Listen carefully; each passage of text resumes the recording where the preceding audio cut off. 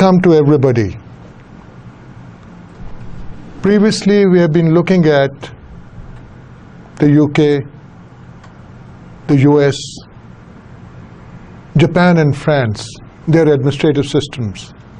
Today, we move closer home and look towards our neighbor, that is India. First, the Constitution.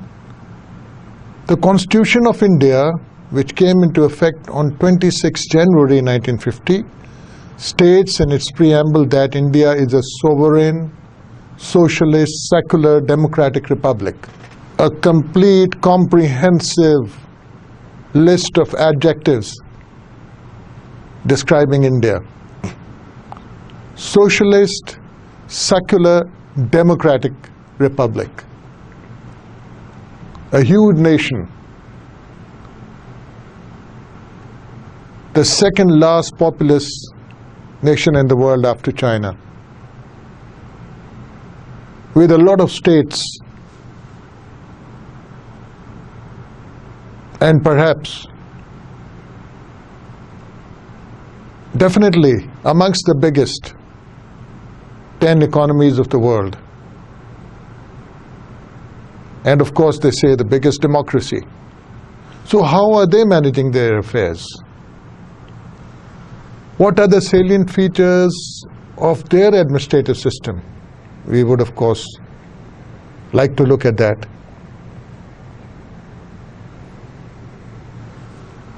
India's form of government traditionally described as quasi-federal, with a strong center and weak states. A federation, of course, but not giving too much powers to the provinces, to the states. So, where there is not so much autonomy, the spirit of the federation gets diluted, and we can call it a quasi-federal setup.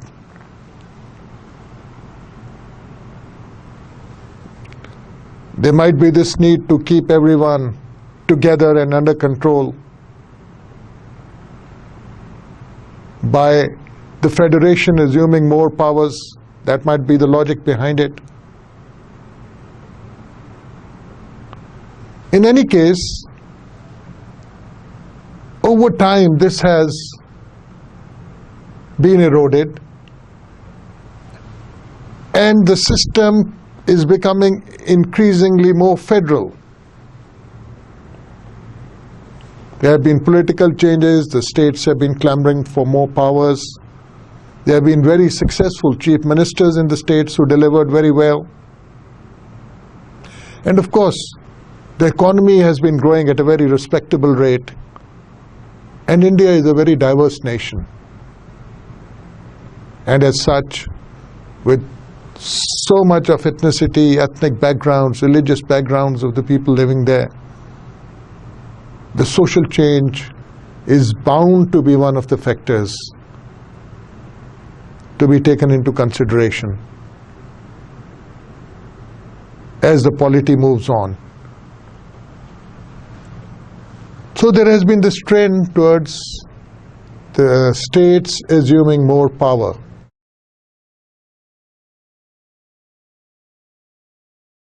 So it's a parliamentary system of government in India. Hindustan में भी पार्लिमानी निज़ाम है और ज़ाहिर है constitution के तहत वो चलता है, और कॉन्स्टिट्यूशन ही सबसे बड़ा legal document, supreme legal document है जो गवर्नमेंट के स्ट्रक्चर को डिफाइन करती है. It is a constitutional republic and a representative democracy in which majority rule is tempered by minority rights protected by law. Huge nation, बहुत सी minorities, so you have to strike a balance. You have to strike a balance between the majority of, let's say, the Hindu people and the other sections of the populace. Then there are ethnic minorities. And as we know, there has always been a system of caste system. And that has affected, we saw, the bureaucracy in India. So the Constitution attempts to strike a balance between the majority rule and the minority rights. We'll see how it's done, perhaps. Federalism in India defines the power distribution between the federal government and the states.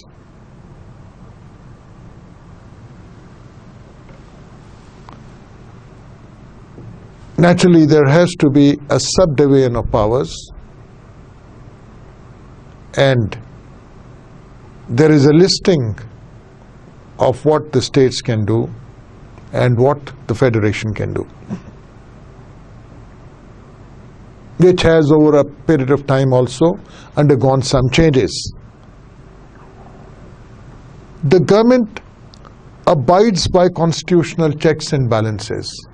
ये हमने checks and balances का system जो तकरीबन तमाम constitutions के ज़मन में discuss किया, यहाँ भी applicable होता है. आपका legislature, आपकी executive और judiciary, ये तीन organs जो हैं एक दूसरे को check and balance में रखती हैं, और इनको check and balance का रास्ता constitution ही मुहैया करती है.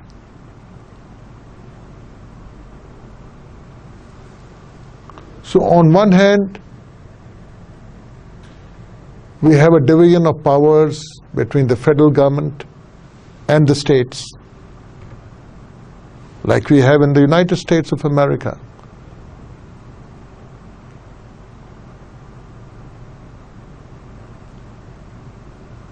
Like we have in Pakistan. The division of powers between the federation and the provincial governments. Similarly, in India, the distribution is very clear over there. And a system of checks and balances is available in the provisions of the Constitution.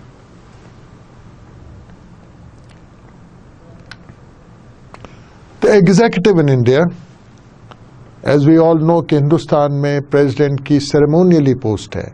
He is of course the head of the state, लेकिन ज़्यादा कोई अमल दखल president का मुल्क के अमूर में नहीं है. It is the Prime Minister who is the chief executive and head of the government. अब प्रेसिडेंट जो है वो इनडायरेक्टली इलेक्ट होता है इंडिया में. वही नेशनल इलेक्टोरल कॉलेज का एक सिस्टम है और वो उसको इलेक्ट कर लेते हैं for a 5-year term. No harm in having a indirectly elected president if the president has not much powers and is only the symbolic head of the state, as in the case of India. और हम जब पाकिस्तान को compare करेंगे तो हमें पता लगेगा कि कैसे हमारा पेंडुलम स्विंग होता रहा है, कभी पावर्स प्रेसिडेंट के पास, कभी प्राइम मिनिस्टर के पास ओवर द इयर्स. तो प्राइम मिनिस्टर जो है वो एग्जीक्यूटिव पावर एक्सरसाइज करता है. जाहिर है वो ही शख्स प्राइम मिनिस्टर बनेगा जो मेजॉरिटी कमांड करेगा, और मेजॉरिटी दो तरीकों से कमांड हो सकती है, या वो जिस पार्टी से बिलोंग करता है उसके इतने वोट्स हों कि उसको इलेक्ट करवा सके, या एक अलायंस बनाना पड़ेगा ताकि वो वोट पूरे हो जाए, मेजॉरिटी सिंपल आपकी पूरी हो जाए और आप प्राइम मिनिस्टर बन जाओ.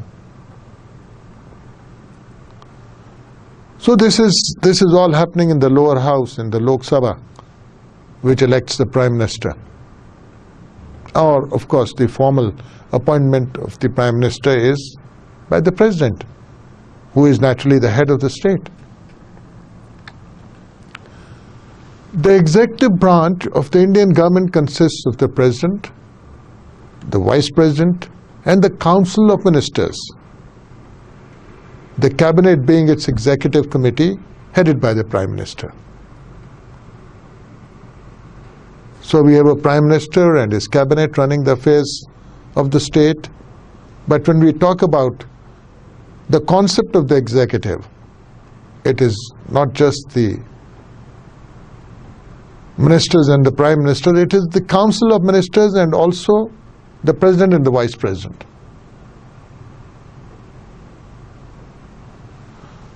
And just like in Pakistan, any minister holding a portfolio must be a member of one of the houses of parliament. This was not necessary in France, for example. In the Indian parliamentary system, the executive is subordinate to the legislature, just like Pakistan.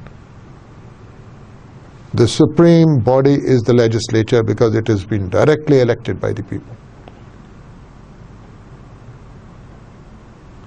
The Prime Minister and his council are directly responsible to the lower house of the parliament, just like Pakistan. The Prime Minister should be in a parliamentary system and very much answerable to the representatives of the people, although he's from the house himself. And so are the ministers. But they are to be questioned by the members of the National Assembly on whatever issue they deem is important at that time. So complete responsibility to the legislature. Now, what is the shape of the legislature? The legislature of India comprises of a bicameral parliament, and it operates under a Westminster-style parliamentary system. Just like in England, Westminster type means as in England. And a bicameral parliament as in England, an upper house and a lower house. There they have we saw the House of Lords and the House of Commons. In India, they have tried to keep like similar terminology. And we have the Lok Sabha and the Rajya Sabha. So Rajya sounds like lords and Lok is the people. So the House of Commons and the House of Lords have been also mimicked in the terminology adopted in the Indian Constitution. So what we call the Senate is called the Rajya Sabha in India, and what we call the National Assembly is called the Lok Sabha in India. अब इनका structure क्या है, इनकी composition क्या है? राज्य सभा एक परमानेंट बॉडी है क्योंकि वो स्टैगर्ड तरीके से इलेक्ट होती है और कंटिन्यूसली ऑपरेट करती है, इसलिए इसके 245 मेंबर्स हैं who serve a staggered 6-year term, 6 साल के लिए वो मुंतखब होते हैं, हर साल हो सकते हैं. Most are elected indirectly by the state and territorial legislatures in numbers proportional to their state share of the national population. Pakistan में भी तकरीबन यही है कि आप प्रोविंसेस के जो पार्लियामेंट्स हैं वो इलेक्टोरल कॉलेज बन जाते हैं और नेचुरली उनका वेटेज जो है वो पॉपुलेशन के मुताबिक होगा. सो indirect system of voting. The senators don't have a constituency as such to go to and ask for votes and get elected from there. तो इसको आप किसी हद तक इनडायरेक्ट सिस्टम जरूर कह सकते हैं.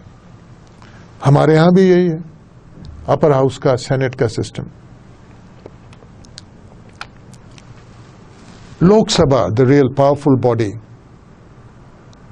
one of whose members is the Prime Minister, and most of whose members would be ministers and would be part of the Council of Ministers and also the Cabinet.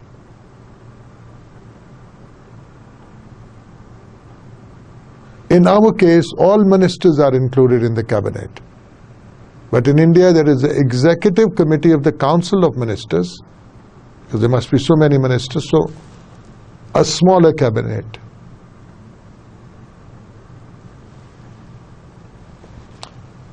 All but two of the Lok Sabha's 545 members, 545 member हैं, are directly elected by popular vote.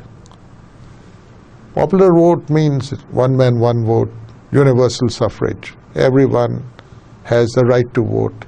He or she may not exercise that, that's another thing. But everyone has theoretically and practically a right to vote. And they represent individual constituencies and are elected for a 5-year term. इधर 5 साल की term है और अपनी constituency से वो elect होके आएगा रिप्रेजेंटेटिव. 2 मेंबर्स जो हैं इनमें से, in other words, 543 will be elected directly by the people at large belonging to each constituency, but 2 are reserved. We saw that in our case there was an we will see that in Pakistan there is an extensive system of reservation of seats for women, etc. But only 2 seats in this huge legislative assembly of Lok Sabha comprising of 545 members. सिर्फ 2 seats ऐसी हैं जो खास तौर पर reserve रखी गई हैं, और वो भी अगर प्रेसिडेंट ये सोचे या समझे या देखे कि इस वक्त एंग्लो इंडियन कम्युनिटी जो है उसको जनरल सीट्स पे प्रॉपर रिप्रेजेंटेशन नहीं मिली, तो उनको इंक्लूड करने के लिए, एंग्लो इंडियन माइनॉरिटी को इंक्लूड करने के लिए ये 2 सीट्स रखी हुई. और एंग्लो इंडियन माइनॉरिटी कौन सी है? ये वो डिसेंडेंट्स हैं ब्रिटिश के, since some British intermarried over here and they have come down and lived. They were in Pakistan also, most of them migrated. But Goa is full of such Anglo-Indians if you talk about India. तो अगर president ये देखे कि सही representation नहीं मिल रही Anglo Indians को, तो वो 2 सीटें रिजर्व हो जाती है उनके लिए. Judiciary, huge country to administer, huge country for the judiciary to manage also. So it is a 3-tier independent judiciary. Supreme Court है जिसको chief justice of India head करता है. 24 हाई कोर्ट्स हैं, उनके अपने चीफ जस्टिस हैं, और लाताद trial courts हैं, यानी लोअर जुडिशरी आप कह लें या इंफीरियर जुडिशरी जिसको कहा जाता है, इंफीरियर कोर्ट्स. अब सुप्रीम कोर्ट का बड़ा इंपॉर्टेंट रोल होता है, जैसे हमने पाकिस्तान में भी देखा. ओरिजिनल जुरिस्डिक्शन का मतलब यह होता है कि जो केस आप खुद आपकी अपनी पावर्स में है उसको इन्वोक करना या उस केस का नोटिस लेना. तो सुप्रीम कोर्ट की ओरिजिनल डिस्क्रिशन जो है वो फंडामेंटल राइट्स के केसेस पर है, और इस किस्म के इख्तलाफात पर है जो कि वक्तन फवक्तन स्टेट्स और फेडरेशन के दरमियान चलते रहते हैं. और बाकी जाहिर है नीचे से जो अपीलें आती हैं वो तो हाई कोर्ट ने सुननी है, इसी तरह सुप्रीम कोर्ट को अपील हाई कोर्ट से जाएगी, उसने सुननी है. But it's interesting that original jurisdiction over cases involving fundamental rights, very important for the citizen, and also when it comes to differences or disputes between the states and the center.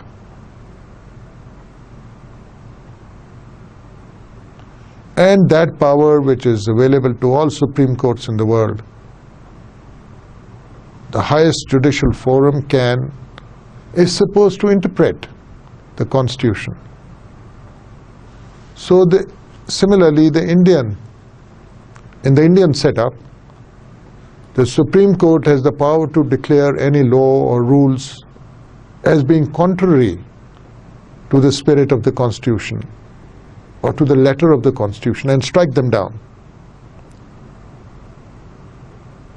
being the ultimate interpreter of the Constitution. हमारे यहाँ भी यही है कि supreme court जो है, इसी तरह इंडिया में, वो हर उस लॉ को, रूल को, एक्ट को ultra vires of the constitution declare कर सकता है कि ये कॉन्स्टिट्यूशन से मुताबिकत नहीं रखता, इसलिए ये लॉ है ही नहीं, so it is struck down, खत्म कर दिया जाता है उसको.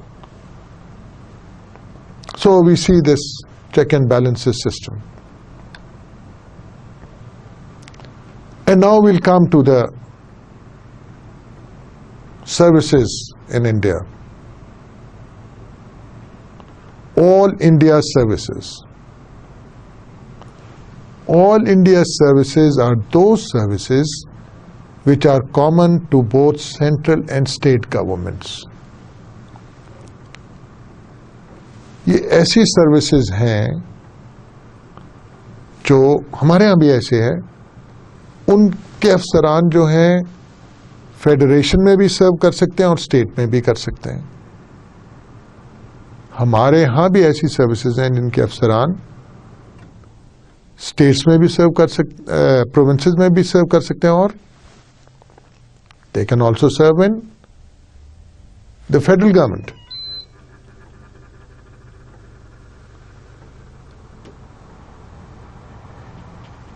इनके इस वक्त कौन सी वो ऑल इंडिया सर्विसेज हैं? 5 सर्विसेज हैं. इंडियन एडमिनिस्ट्रेशन सर्विसेज, हमारे यहाँ इसी तरह पाकिस्तान एडमिनिस्ट्रेटिव सर्विस या एक्स डीएमजी सीएसपी, और द इंडियन पुलिस सर्विस. हमारे यहाँ भी पुलिस सर्विस ऑफ पाकिस्तान, ये दोनों सर्विसेज हमारे यहाँ जो हैं डिस्ट्रिक्ट मैनेजमेंट की और पुलिस की, they are common. There officers serve both in the provinces and in the federal government. इसी तरह इंडिया में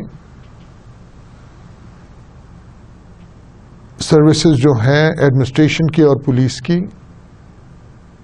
दे can serve in both capacities. लेकिन हमारे यहाँ यही 2 सर्विसेज हैं जिनको हम ऑल पाकिस्तान यूनिफाइड ग्रेड्स भी कहते हैं पाकिस्तान में. लेकिन इंडिया में कुछ और भी सर्विसेज हैं. उन्होंने मेडिकल सर्विस को, फॉरेस्ट सर्विस को और सर्विस ऑफ इंजीनियर्स को 5 सर्विसेज कर दी हैं जो कि ऑल इंडिया लेवल की.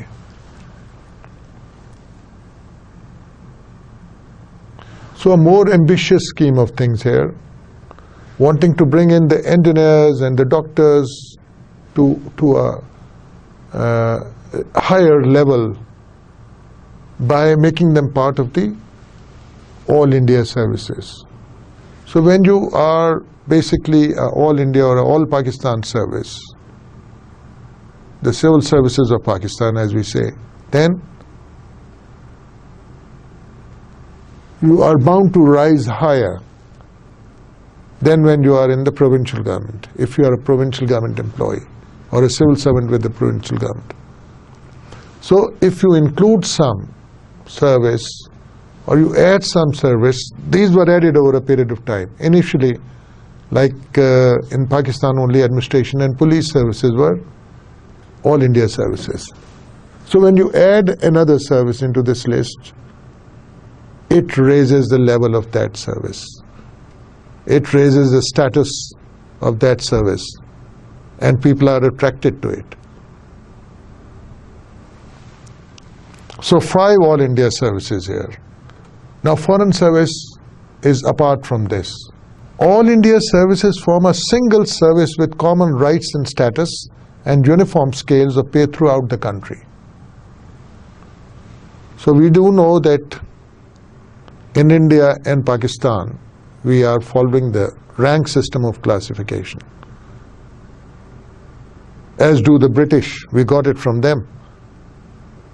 So, all India services can be thought of as a single service made of different groups which have common rights and status and uniform scales. They are paid, all services in this All India category are paid the same pay for the same rank. They are also called Class 1 or Group A services.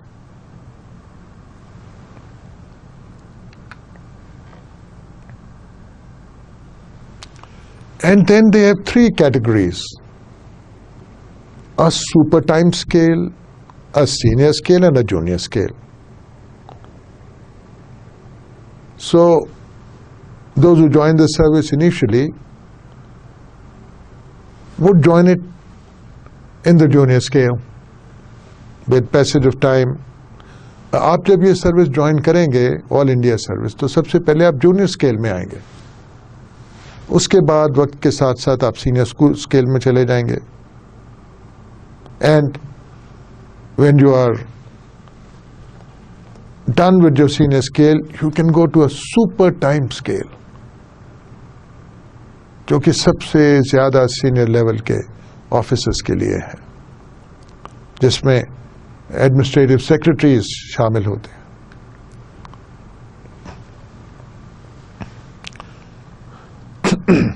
Some interesting aspects about the system of recruitment in India. There is a competitive examination. हमारे यहाँ भी competitive examination होता है, conducted by the Union Public Service Commission. It's a union of states, so the name Union Public Service Commission. For direct recruitment to all India services and higher central services is known as Civil Services Examination. हमारे यहाँ आमतौर पे इसको CSS exams कहा जाता है. Now what are the characteristics? It is a single examination. यानी तमाम सर्विसेज के लिए एक कंबाइंड एग्जामिनेशन होता है. जो मेजर सर्विसेज समझी जाती हैं उनके लिए, ऑल इंडिया सर्विसेज के लिए कंबाइंड एग्जामिनेशन हो रहा है. जैसे हमारे यहाँ बहुत सी सर्विसेज ऐसी हैं जिनका कंबाइंड एग्जामिनेशन होता है और उसी को हम CSS कहते हैं.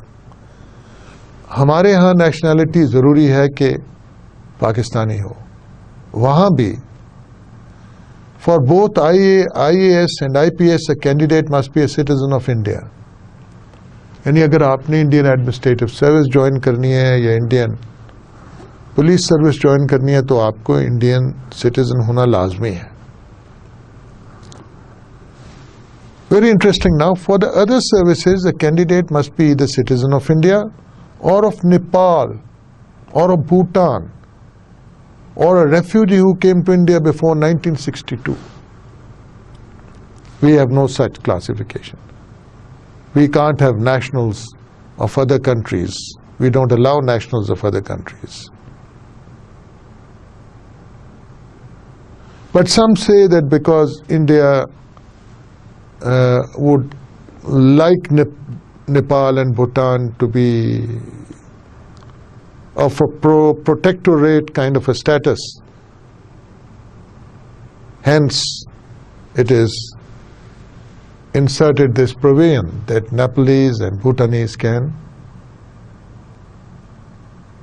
join some of the services.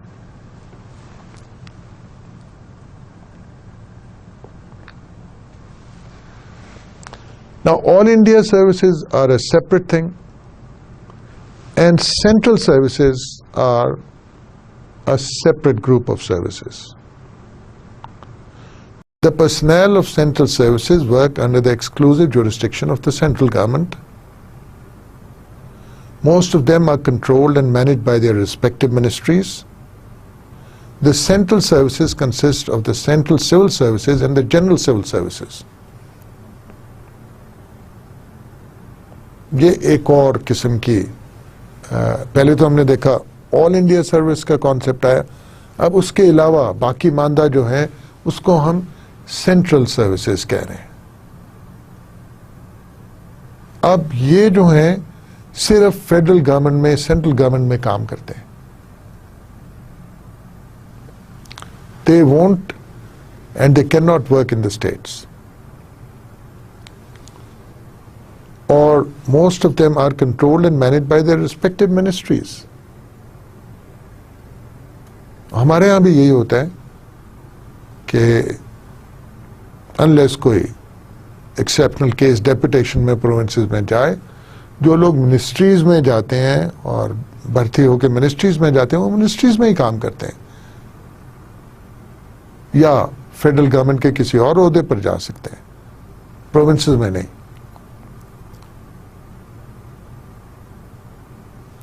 अब इसमें दो कॉन्सेप्ट आ गए, एक तो सेंट्रल सिविल सर्विसेज का और दूसरा जनरल सिविल सर्विसेज का.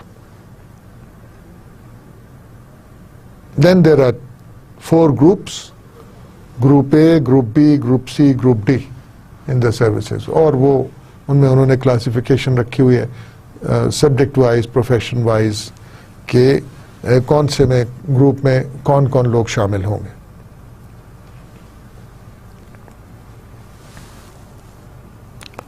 अब रिक्रूटमेंट के लिए एज लिमिट क्या है इंडिया में? 21 मिनिमम और 30 साल मैक्सिमम. हमारे यहां भी तकरीबन यही है. एजुकेशनल क्वालिफिकेशन क्या होनी चाहिए? A candidate must hold a degree from any of the universities incorporated by an act of the central or state legislature in India or other educational institution established by an act of parliament. यहाँ पे हम कहते हैं कि जी degree should be from a HEC Higher Education Commission recognized university जब हम CSS के लिए अपेयर हो रहे हैं, और उससे एक सैंक्टिटी आ जाती है कि आपने किसी अच्छी रीजनेबल इंस्टीट्यूशन से पढ़ा हुआ है और आप इस काबिल हैं कि मुकाबले के इम्तिहान में बैठ सके. And similarly in India we have this provision. उन्होंने वहाँ जो कहा हुआ है कि वो सेंट्रल या स्टेट लेजिस्लेचर या एक्ट के तहत वो बनी हो. वो यूनिवर्सिटी जो है, हमारे यहाँ भी you need a act for to set up a university. Number of attempts. Every candidate is permitted 4 attempts at the examination, but the number of attempts permitted to OBC candidate is 7.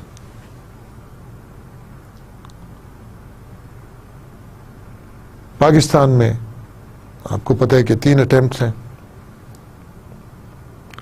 अब examination का system क्या है, क्या क्या included है examinations में? The civil service examination consists of 2 successive stages called the preliminary examination and the main examination.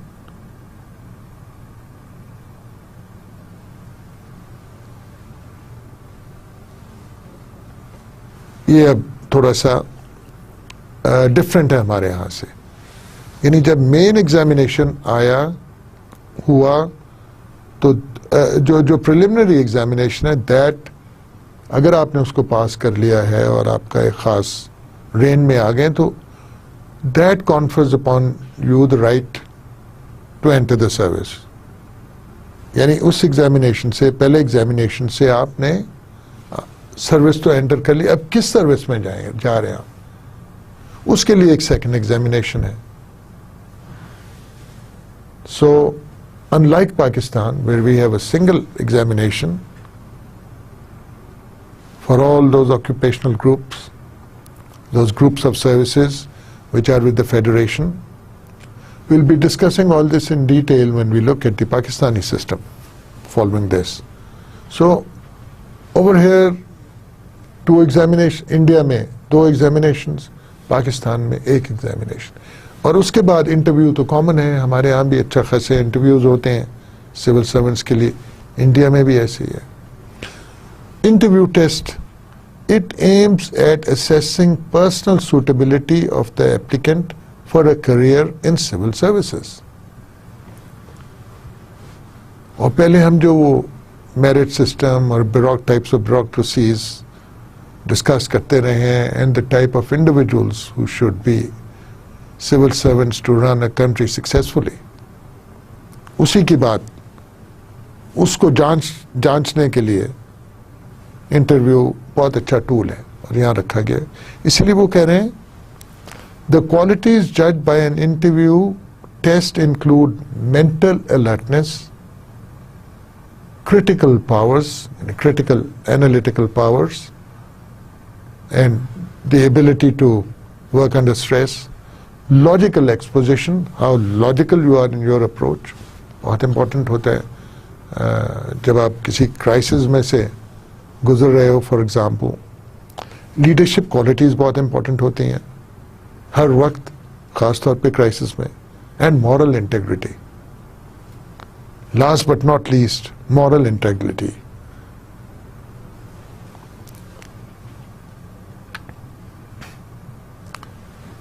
Now the marks secured by candidates in the written examination and the interview test would determine their final ranking. हमारे यहाँ भी यही है कि आपने जो marks इम्तिहान में लिए वो एड अप हो जाएंगे जो आपने इंटरव्यू के में लिए, और फिर एक जब कंसोलिडेटेड लिस्ट होगी, it will start with the name of the person who got the highest marks of combined written and interview test. और इसी तरह हमारे यहाँ होता है the candidates are allotted various services keeping in view their ranks in the main examination. यानी उनकी grading, उनकी स्टैंडिंग क्या थी मेन एग्जामिनेशन, वो डिटर्मिन करेगी कि वो किस सर्विस पे जा रहे हैं. बिल्कुल मेरिट, यानी हमारे यहाँ भी यही है, merit system being followed.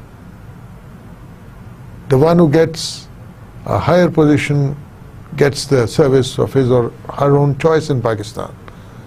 Similarly in India, क्योंकि हम वही ब्रिटिश सिस्टम दोनों फॉलो कर रहे हैं.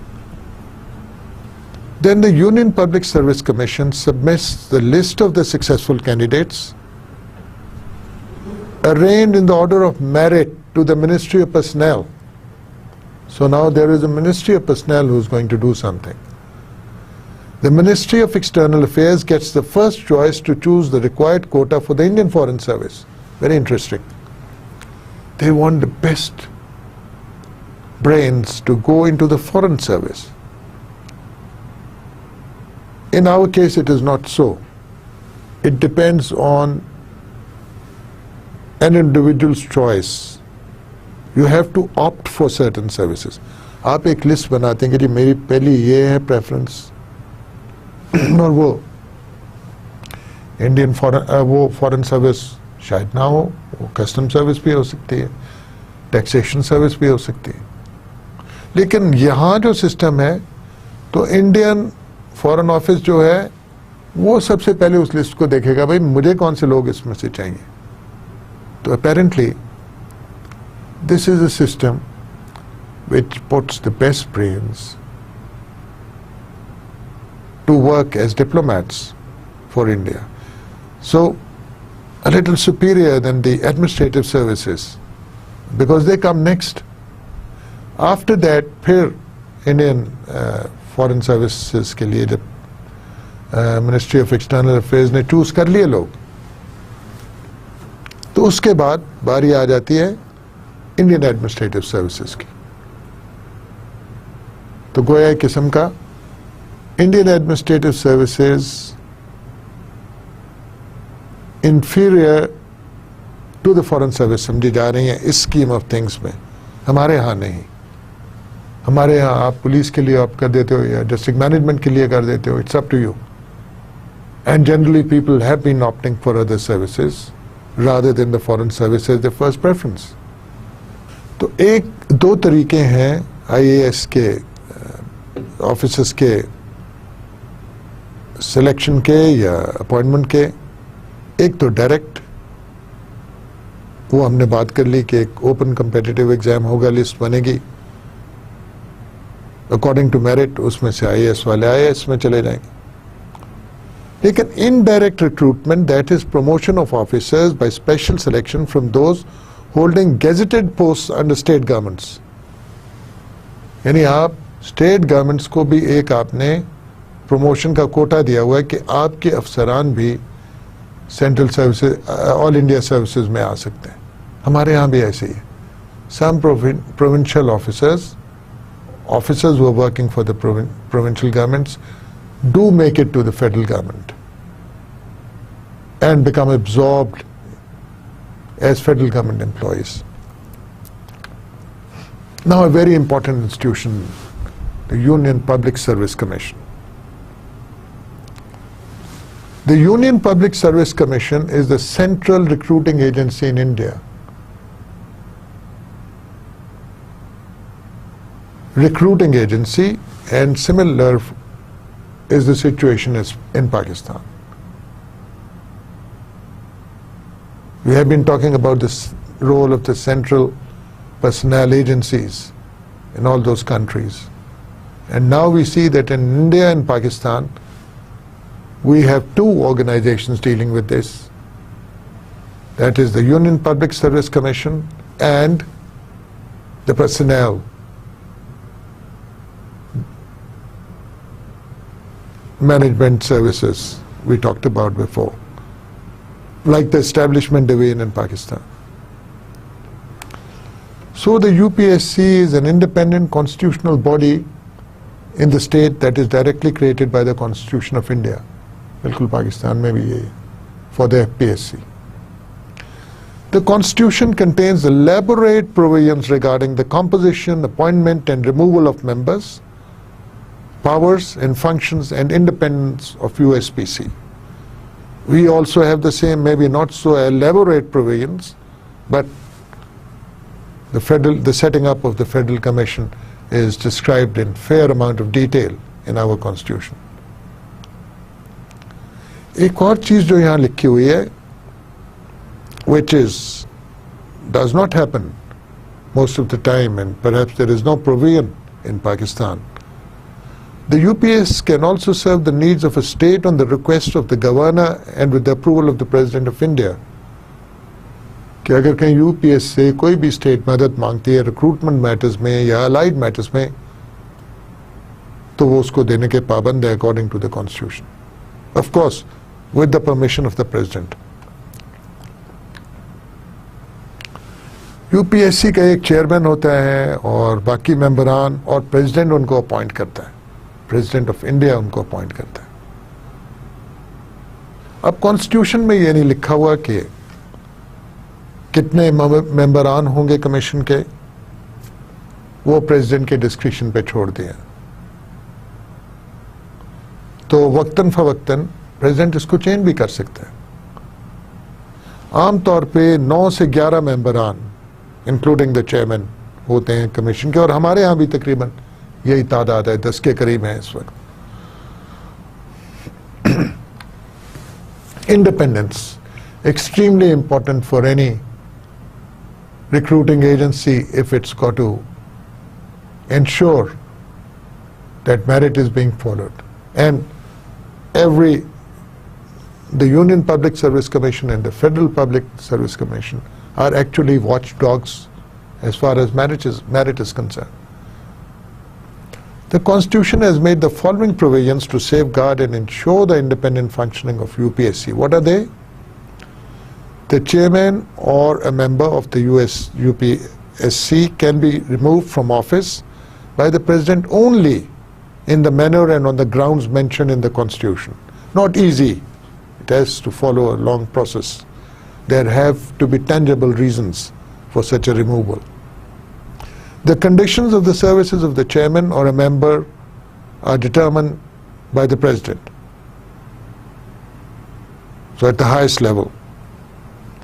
The entire expenses, including the salaries, allowances, and pensions of the chairman and members of the UPSC, are charged on the Consolidated Fund of India.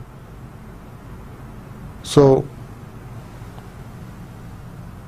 like we have a consolidated fund in Pakistan, same is the case in India, that from the federal exchequer you are going to get all the funds required for the UPSC on a priority basis.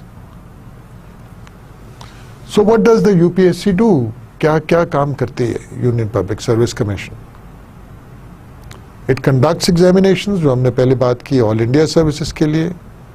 फिर it assists the states in framing and operating schemes of joint recruitment for any services for which candidates possessing special qualifications are required. ये हमारे यहाँ शायद नहीं है इतना clearly कि आप स्टेट्स को हेल्प कर रहे हो अपनी टेक्निकल एक्सपर्टीज के साथ कि आपको खास किस्म के लोग चाहिए, उनको कैसे रिक्रूट करना है. It serves all or any of the needs of a state on the request of the state governor with the approval of the President of India. तो यहाँ पे वो और elaborate कर दिया, all or any of the needs, जो भी requirements हों states की, of course connected to recruitment, the UPSC is always there to help them. It advises the President of India on the following. यानी UPSC की बात President सुनेगा और सुननी पड़ती है.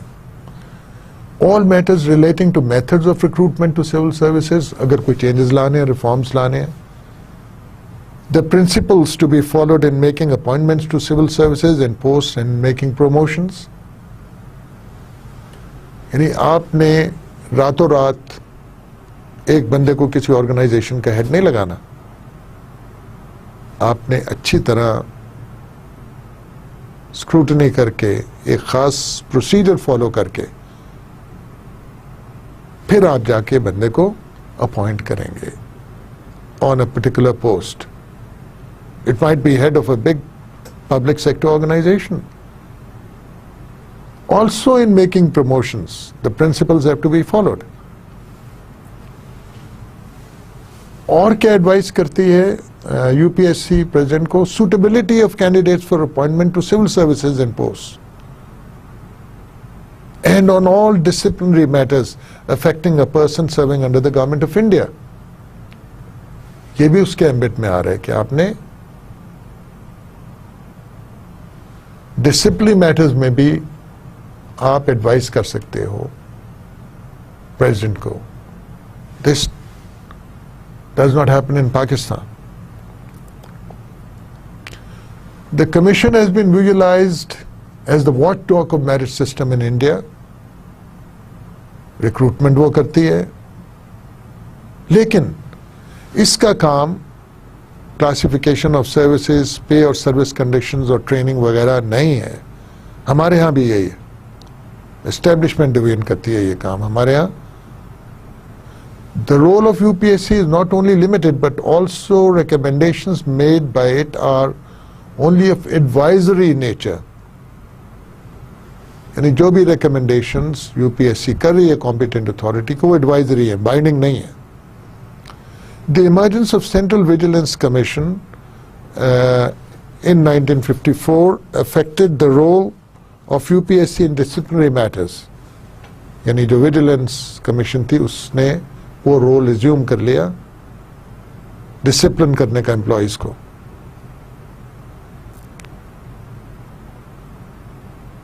लेकिन ऑफ कोर्स कॉन्स्टिट्यूशनल बॉडी है UPSC. It has the upper hand in most disciplinary matters. अब the personnel organisation, the ministry of personnel is in India the equivalent of our establishment division. And The UPSC carries out all the recruitment. The rest of the work pertaining to the civil services is carried out by the Ministry of Personnel. The full name of the Ministry of Personnel is the Ministry of Personnel, Public Grievances and Pensions. Very interesting, public grievances भी इसमें आ गए, यानी ombudsman वाला role भी इसमें आ गया. It is the nodal personnel and administrative reforms agency in the country. अगर कोई reforms करनी है civil service के बारे में, this would be the focal point. This ministry would be the focal point. It is headed by the Prime Minister और एक administrative या पर्सनल सेक्रेटरी होता है उसका. इसके 3 डिपार्टमेंट्स हैं, पर्सनल एंड ट्रेनिंग का, administrative reforms and public grievances का, और पेंशन्स एंड पेंशनर्स वेलफेयर का. तो 3 मेन चीज़ों में इसको डिवाइड कर दिया गया.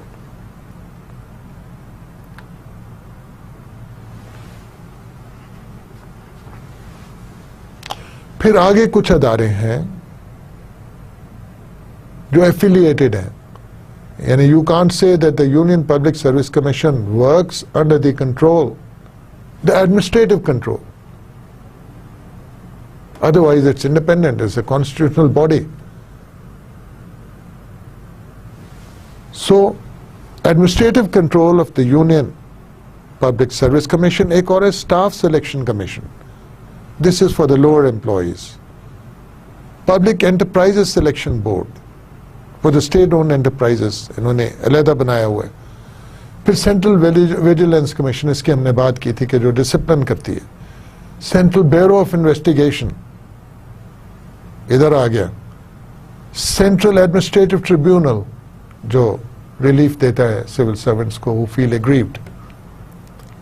फिर National Academy of Public Administration, NAA, like our Administrative Staff College. The Indian Institute of Public Administration, like our NIPAs, and the Institute of Secretariat Training and Management, and then there is a joint consultative machinery, उसको भी ये handle करते हैं. Central administrative tribunal क्या करता है? Its objective is to provide speedy and inexpensive justice to aggrieved civil servants. It deals with disputes relating to recruitment and all service matters. ये बहुत बड़ा एक ट्रिब्यूनल है जिसकी पूरे इंडिया में शाखें हैं, और ये जो भी employee related, civil servant related grievances हैं, कंप्लेंट्स हैं, डिस्प्यूट्स हैं, उनको रिजॉल्व करते हैं. और इसमें जो लोग अपॉइंट होते हैं वो जुडिशरी से भी आते हैं, ताकि उसको लॉज का जिनको ज्यादा इल्म होता है, तो सिविल सर्विस से भी होंगे और जुडिशरी से भी इसके मेंबर होंगे. हमारे यहाँ भी सर्विस ट्रिब्यूनल्स हैं जो यही काम करते हैं. It is guided by the principle of natural justice and it is not bound by the procedure laid down in the Civil Procedure Code. तो ये जो दूसरी, so it's a quasi-judicial platform. This forum follows the rules of natural justice, और जो criminal जो civil procedure law है उसको follow करना जरूरी नहीं है इसमें. अब अगर हम इंडियन एडमिनिस्ट्रेटिव सर्विस की ट्रेनिंग देखें तो that is representative of the kind of training which almost all the all India services get. So the training of Indian Administrative Service, we are going to have a closer look at that. They have a foundational training course organized at the National Academy, which is a combined training course for the new entrants of all India services, including IAS, IPS and IFS, police, administration and forest service. ये सारे इकट्ठी combined training लेते हैं। इसका फायदा क्या है? To develop a feeling of belongingness and a broad common outlook among the members of the higher civil services. यानी उनको एक आपस में मिलने का मौका मिलता है और वो एक एक्सपोजर होता है एक दूसरे के साथ, और वो ब्रॉडर एस्पेक्ट में चीज़ें डिस्कस की जाती हैं। फिर सारी economic, social, constitutional, political, legal and cultural aspects इसमें इंटीग्रेटेड है इस ट्रेनिंग में। वो जो इकोलॉजिकल कॉन्सेप्ट ऑफ ब्यूरोक्रेसी हमने देखा था, वो यहां कैप्चर करने की कोशिश कर रही है। रिग्स ने एनविसिज किया था, वो यहां कैप्चर करने की कोशिश कर रहे हैं। To teach professional, administrative and human values among the probationers. तो ये लोग जो सिविल सर्विस में आए, सिर्फ प्रोफेशनल और एडमिनिस्ट्रेटिव तो इनको ट्रेनिंग देनी है, लेकिन human values are also very important, because they will make you more empathic. Empathy आएगी आप में। You will want to reach out to the people, to the affectees. You will want to serve at the grassroots, provide proper service delivery with commitment. तो ये एक combined training है। हमारे यहाँ भी एक कंबाइंड ट्रेनिंग होती है, उसके भी तकरीबन खद्दोखाल यही है, लेकिन उसमें तमाम occupational groups, not just 3 or 5. After completion of the foundational course, the probationers of other services are sent to their respective training institutes for professional training, while IAS probationers continue to stay at the academy for their professional training. यानी बाकी जो services हैं उनकी अपनी special training institutes बनी हुई हैं, so they are packed off to दो स्पेशल ट्रेनिंग इंस्टीट्यूट। मसलन फॉरेस्ट की अपनी होगी, पुलिस की, it's a very different kind of a service, uniform service, उसकी अपनी होगी।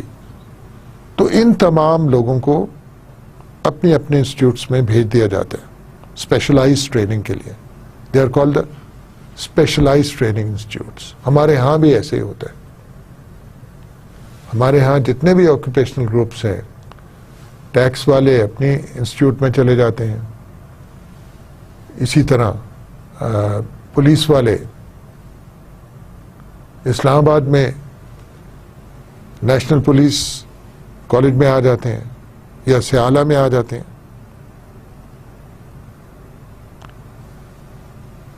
सो इंफॉर्मेशन सर्विसेज वाले, उनकी भी इंस्टीट्यूट इस्लामाबाद में। So we have a number of institutes all over. Income tax के लाहौर में है। So they all go to their specialised institutes for further training. और जो आईएएस वाले हैं, again it's supposed to be the elite service of India, like the Pakistan Administrative Service here in Pakistan. They remain in the academy for further professional training. यानी उनकी professional training उसी academy में हो रही है जो नेशनल एकेडमी है। बाकी अपनी स्पेशलाइज्ड ट्रेनिंग एकेडमीज में चले जाते हैं।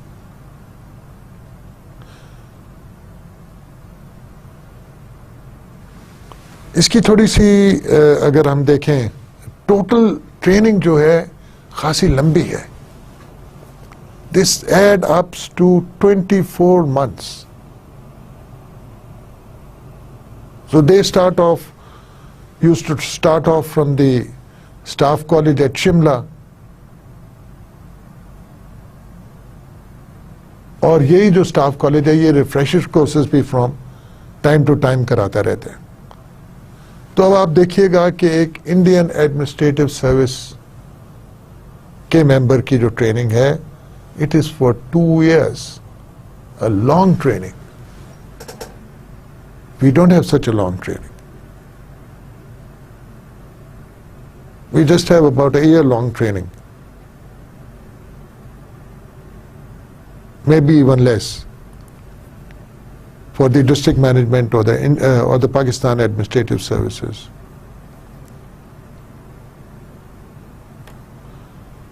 तो ये क्या करते हैं इस दौरान?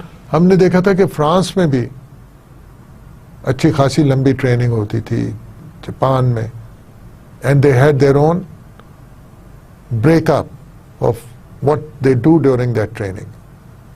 And we saw that in these countries there was a lot of emphasis on attachment to industrial units or attachment to the private sector during the training, which is missing in our system of things. We do not attach as senior civil servants to organizations in the private sector. Now, if you look at the breakup of these 24 months, there is a foundational training we talked about, the common training for 4 months. Then there is a first spell of professional training where you'll be told about what you are supposed to do in the field. So this spell will last for 15 months, but then you are allocated to a state in India. You go and join as a probationer, of course, one of the states, one of the 40 states of India, and do district training. So this can be considered as a on-the-job training. You go to the district, you are attached with the head of the district, and then you are looking at different branches of how the district administration works. Having had this first-hand training, this on-the-job training, you will come back again for a second spell of professional training.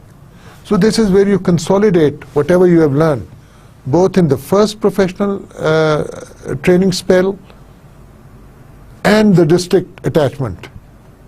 So you come back, you consolidate, you discuss, you review. So this is a very good design of training. For the Indian Administrative Services, it is felt that they get a fairly comprehensive training to do their job. As I stated before, in Pakistan we have hardly a one-year training program. But that is on the same lines. You will go in for a training in the field. After the common training program, you go in training for the field. But there are no two spells of professional training.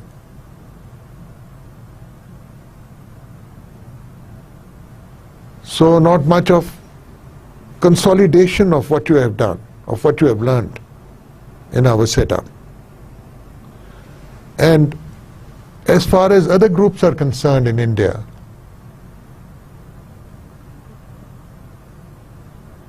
the Indian Police Service or the Indian Forest Service or any of the All India services or any of the central services of India, they almost follow similar training programs to that of IAS. And we would be concluding here, instead of going into detail of the training of each and every service,